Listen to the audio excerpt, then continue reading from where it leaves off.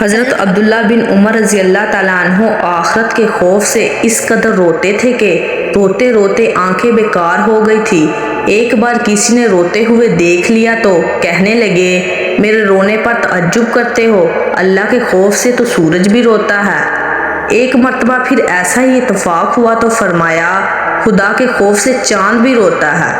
آپ اس سوچ میں نہ پڑ جائیں کہ سورج اور چاند تو سیارے ہیں۔ حضرت عبداللہ نے یہ کیا فرمایا کہ سورج اور چاند بھی خدا کے خوف سے روتے ہیں۔ خدا کی عظمت و جلال کے متعلق حضرت بن عمر رضی اللہ تعالیٰ عنہ کے تاثرات اور احساسات سے سبق لیجئے۔ ان کو ہر شے خدا سے خائف اور ترسا نظر آتی تھی۔ پھر کیا سورج اور چاند کے متعلق سائنس کو سب کچھ علم ہو چکا ہے؟ بلا شبہ خدا کی تمام مخلوق اپنی ساخت اور بناوٹ کے مطابق خدا کی اطاعت بھی کرتی ہے اور خدا کے اقتدار و جلال سے ڈرتی اور روتی بھی ہے۔ البتہ اس کے ڈرنے اور رونے کی کیفیت انسان کے رونے اور ڈرنے سے مختلف ہوتی ہے۔